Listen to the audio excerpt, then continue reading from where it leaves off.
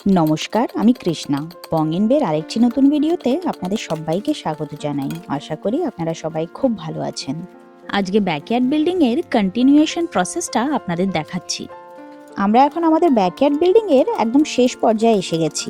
বড় বড় কাজগুলো তো সব শেষ, এখন শুধুমাত্র লন বিল্ডিংটাই বাকি। আগের ভিডিওগুলোতে আপনাদের দেখিয়েছিলাম ট্রি বেড বানানো, রিটেনিং ওয়াল বানানো, গাজিবোর ফ্লোর বানানো, গাজিবো বানানো। এবার আপনাদের দেখাচ্ছি আমরা কিভাবে তৈরি করেছি আমাদের লনটা। দেখুন এখানে বাবা আর মেয়ে কি পরিশ্রমটাই না করছে। এখানে লন বানানোর আগে ড্রেনেজ সিস্টেমটাকে তৈরি করে নেওয়া হচ্ছে। ড্রেনেজ পাইপটা প্রথমে একটু লম্বাই ছিল, পরে দিয়ে সাইজ হিসাবে আমরা এখানে কেটে নেব। এখানে লেভেল হিসাবে অ্যাডজাস্ট করে পাইপটা কেটে নেওয়া হচ্ছে। দেখতেই তো পারছেন যে একটা লন বানানোর আগে কত কিছু প্রেপ ওয়ার্ক করতে হয়। ড্রেনেজটা তো দেখলেন তৈরি হয়ে গেছে, এবার লন এরিয়ার বর্ডারটা তৈরি করা হবে। বর্ডারটা সামনে যে কাঠগুলো দেখছেন সেগুলো দিয়ে তৈরি করব। তার আগে এই ডিগিংটা করে নেওয়া হচ্ছে। খোঁড়ার কাজ আমাদের শেষ হলো, এবারে ও কাঠের স্ল্যাবগুলো এখানে ড্রিল করে ফিক্স করে দিচ্ছে। মাঝখানে লনটা বেশ বড়সড়ই রাখার ইচ্ছে আছে। লনের চারিদিকে ফল গাছ লাগাবো, আর ফিউচারে একটু শাকসবজি করার জন্য ভেজিটেবল বেডও বসাবো। এই সরু কাঠ যেগুলো হাতুড়ি দিয়ে পিটিয়ে পিটিয়ে মাটিতে ঢোকাচ্ছে, এগুলো পিলার হিসাবে কাজ করবে, যাতে মেন বর্ডারের কাঠটা সাপোর্ট পায়। এই লনের বাউন্ডারি কাঠ ছাড়া আরো বিভিন্ন ম্যাটেরিয়ালের দেওয়া যায়। অনেকেরা প্লাস্টিক এজেরও দেয়, সেগুলো অত ডিউরেবল হয় না। আর পার্মানেন্ট এজিং এর জন্য পেভার্স তো আছেই, তবে আমরা যাতে ফিউচারে কিছু মডিফিকেশন করতে পারি তাই আমরা কাঠ দিয়েই করছি। এত বড় লনের বাউন্ডারি দিতে বেশ অনেকটাই সময় লেগেছে। লনের সাইডে লাগানোর জন্য কিছু কিছু ফল গাছ আমরা আগে থেকেই কিনে রেখেছি। এখানে আপনারা যে সামনে গাছটা দেখছেন এটা হলো আলফানসো ম্যাঙ্গো ট্রি। আপনারা তো জানেন যে এখানে শীতকালে খুব ঠান্ডা পড়ে, তাই ভালো হবে কি হবে না এখনো জানি না। আমাদের তো আমাদের দেশি মিষ্টি ফলই বেশি ভালো লাগে, এখানকার টক টক বেরি টেরি অত পোষায় না। দেখতেই তো পাচ্ছেন যে বাউন্ডারির কাজ অলমোস্ট 80% হয়ে গেছে। এখানেও বড় বড় গাছ লাগানোর জন্য স্পাইরাল ডিগার দিয়ে গর্ত খুঁড়ে নিচ্ছে। আমার ভিডিও দেখে যদি আপনারা ভাবছেন যে এটা নেবেন, আমি তো একদমই রেকমেন্ড করব না। বাগানে যদি সফট মাটি থাকে তখন অন্য ব্যাপার, পাথুরে জায়গায় এটা ইউজ করা খুব ডেঞ্জারাস। এটা ইউজ করার পরে বেশ অনেক দিন ওর হাতে ব্যথা ছিল। মেশিনটা খুবই স্ট্রং আর ঘোরার সময় হাতে অনেক প্রেসার পড়ে। ঘাসের কাজ শুরু করার আগে আমরা ফল গাছগুলো লাগিয়ে নিচ্ছি। পেছনে তো আপনারা দেখতেই পাচ্ছেন যে আম গাছ আর সবেদা গাছ লাগানো হয়ে গেছে। এবারে এখানে লাগানো হবে কামরাঙা গাছ। যেহেতু গাছটা বড় তাই গর্তটাও একটু বড়সড় করেই করা হচ্ছে। এইসব ট্রপিক্যাল গাছগুলো বিভিন্ন নার্সারি ঘুরে ঘুরে আমরা নিয়েছি। এক একটা গর্ত করা হচ্ছে আর এক গাদা পাথর বেরোচ্ছে। প্রথম যখন আমরা ব্যাকইয়ার্ডটা বানাতে শুরু করেছিলাম তখনও এমনি শাবল দিয়ে গর্ত করার চেষ্টা করছিল। জমিটা এত হার্ড হয়ে আছিল যে কিছুতেই গর্ত করা যাচ্ছিল না। এই যে দেখুন কত পাথর বেরিয়েছে। খোঁড়া তো হলো, এখনো এখানে কামরাঙ্গা গাছ লাগাচ্ছে। কলকাতাতে আমাদের বাড়িতে একটা বিশাল বড় কামরাঙ্গা গাছ ছিল। গাছটা ওর জেঠু লাগিয়েছিল, আর সেই গাছে এত কামরাঙা ধরতো যে কি বলবো আপনাদের। আর কামরাঙা তো টক মিষ্টি ফল, বেশি আবার খাওয়াও যায় না। পেকে পেকে সারা গাছতলায় পড়ে ভরে থাকতো, আর অনেক দূর দূর থেকে পাখিরা আমাদের কামরাঙা গাছে ফল খেতে আসতো। যখন আমাদের বাড়িতে রাস্তা তৈরি করা শুরু হয়েছে তখন সেই গাছটা কেটে দিতে হলো। যখন গাছটা কাটা পড়েছে তখন খুব খারাপ লেগেছিল, কিন্তু ওর ছোট কাকিমা একটা সেই গাছেরই ছোট চারা করে আমাদের বাড়িতে অন্য জায়গায় লাগিয়েছে। এখন সেই চারা গাছটাও অনেক বড় হয়েছে। দেখা যাক নেক্সট টাইম যদি বাড়িতে যাই তখন আপনাদের দেখাবো। দেখুন কামরাঙা গাছের পাশেই আছে সবেদা গাছ, আর সেটার পাশেই আছে আমার আলফানসো ম্যাঙ্গো ট্রি। নিজের হাতে যেহেতু ব্যাকইয়ার্ড স্ক্র্যাচ থেকে তৈরি করছি, তাই এক একটা গাছ নিজের পছন্দের কিনে কিনে লাগাচ্ছি। আমি জানি যে ট্রপিক্যাল গাছগুলো এখানে একটু এক্সট্রা কেয়ার নিতে হবে, কিন্তু লোকাল ফল গাছ যেগুলো এমনিতেই আমার খেতে তেমন একটা ভালো লাগে না, সেই গাছ লাগিয়ে কি লাভ বলুন। এক এক করে গাছ লাগাচ্ছি, আর সেই গাছগুলোকে হাওয়ার মার থেকে বাঁচানোর জন্য প্রথমেই প্রিকশনারি মেজার্সগুলোও নেওয়া হচ্ছে। কামরাঙা গাছের পাশে এখানেও লাগাচ্ছে গোল্ডেন নাগেট অরেঞ্জ ট্রি। এই অরেঞ্জেসগুলো দারুণ মিষ্টি হয় খেতে। গাছগুলোকে মাটিতে লাগানোর পর খুঁটির সাথে ভালো করেও বেঁধে দেবে।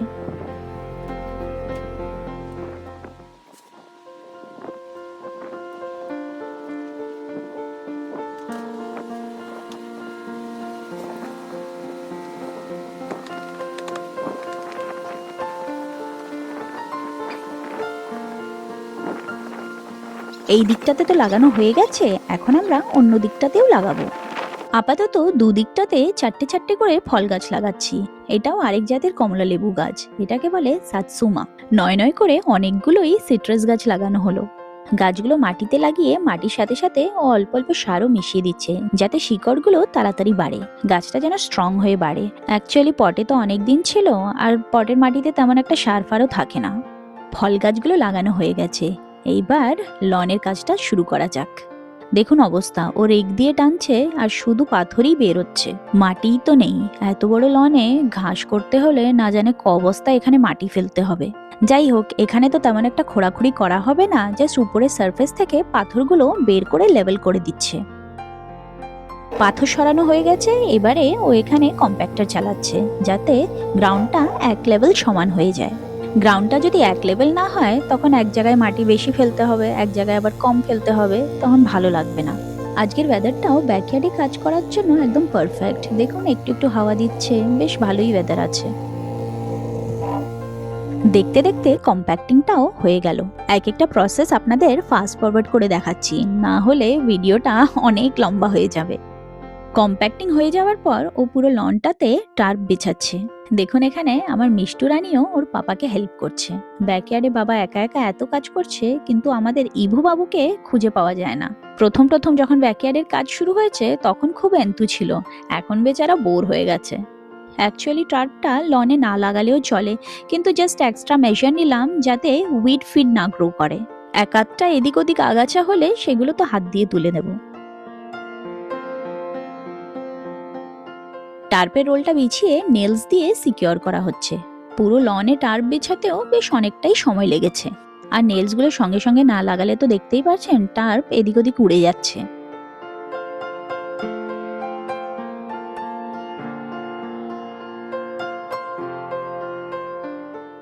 টার্প লাগানো শেষ, এবার শুরু হবে মাটি ফেলার পালা। আমার মেয়েটাকে দেখুন সমানে বাবার সাথে তালে তাল মিলিয়ে কাজ করছে। মিষ্টু সোনা খুব কাজের, মাঝে মাঝে যখন একটু টায়ার্ড হয়ে যায় কিছুক্ষণ বসে, তারপর আবার কাজ করতে শুরু করে।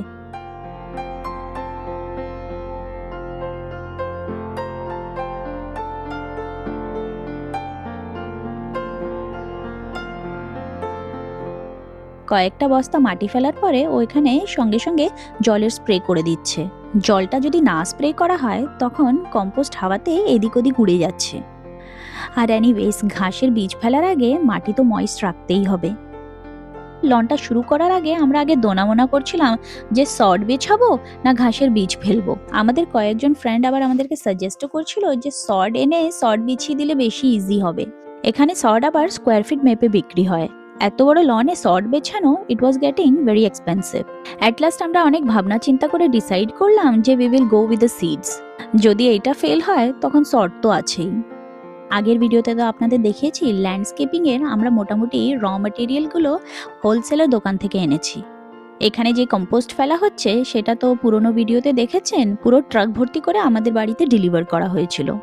কম্পোস্ট তো মোটামুটি স্প্রেড করা হয়ে গেছে।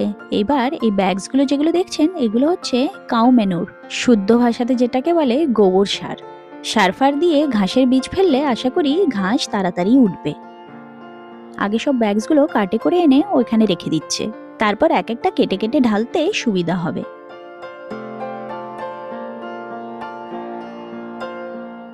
এই যে এখনো সব গোবর সারগুলো স্প্রেড করে দিচ্ছে।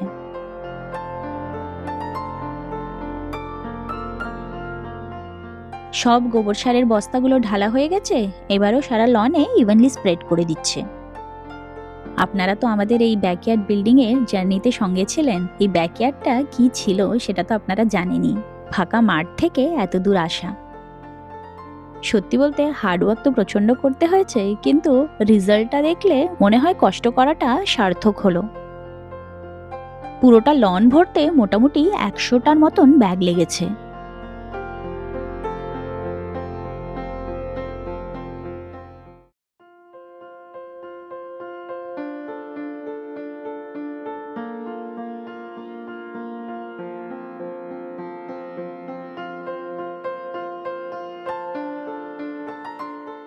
এখন এখানে সারের উপরে আবার এক লেয়ার মাটি বেছানো হচ্ছে। একদম উপরের লেয়ারের মাটিটা যদি একটু ভারী না হয়, তখন এখানে যা হাওয়া দেয় সবকিছু উড়িয়ে ফেলে দেবে।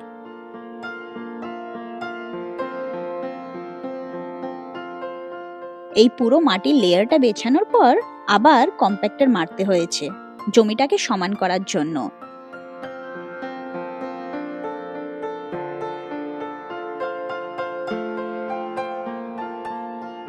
কম্পোস্ট মাটি ফেলার পর এবারও হ্যান্ড হেল্ড কম্প্যাক্টর দিয়ে একটু কম্প্যাক্ট করে দিচ্ছে। বারে বারে জল তো ছড়ানোই হয়েছে, ওই আর কি, লাইটলি কম্প্যাক্ট না করলে মাটি ড্রাই হলেই এদিক ওদিক উড়বে। উফ, এত কিছু করার পর অবশেষে ও এখানে স্প্রেড করছে ঘাসের বীজ। আমরা এই ঘাসের বীজগুলো যখন ছড়িয়েছিলাম তখন কিন্তু বর্ষা সিজন ছিল না। সেই সময় সকাল বিকালই জল দিয়ে গেছি, মাটি একদমই ড্রাই হতে দেওয়া যাবে না।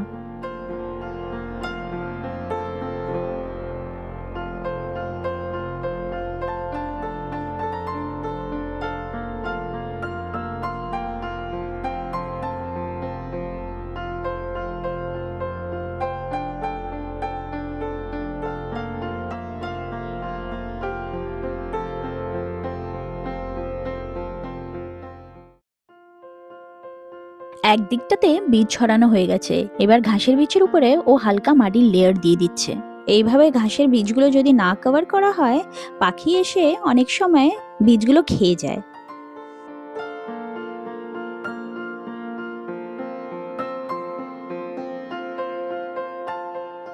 আস্তে আস্তে সারা লনেই ঘাসের বীজগুলো স্প্রেড করা হয়ে গেছে।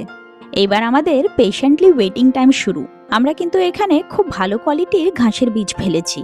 দেখা যাক এবার কেমন ঘাস হয়। এই যে দেখুন, একটু একটু মাঠটা সবুজ হচ্ছে। ঘাস বেরোতে কিন্তু খুব একটা সময় লাগেনি। দেখুন, অলমোস্ট 10-12 দিনেই ঠেলা দিয়েছে। উফ, কি ভালো লাগবে বলুন পুরো লনটা যখন সবুজ ঘাসে ভরে যাবে। মিষ্টু তো আগেই বলে দিয়েছে ও এখানে ঘাসে ফুটবল খেলবে। এই যে দেখুন, মাঝখানে একদিন নার্সারি গিয়ে আমি এখানে একটা অ্যাভোকাডো গাছ লাগিয়েছি। অ্যাভোকাডো গাছটা হচ্ছে পিঙ্কারটন ভ্যারাইটির। এই গাছে শুনেছি ফলনটা খুব ভালো হয় আর ফলগুলো খুব টেস্টি হয়।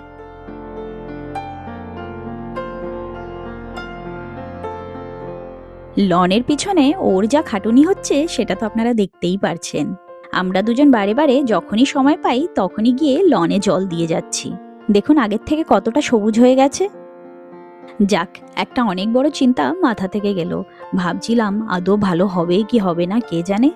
ভালো না হলে তো সরি বিছাতে হতো।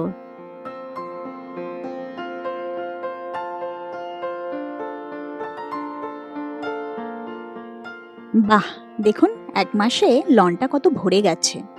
আশা করা যায় আর 1 মাস বাদে মিষ্টু আর ইভু এখানে ফুটবল খেলতে পারবে।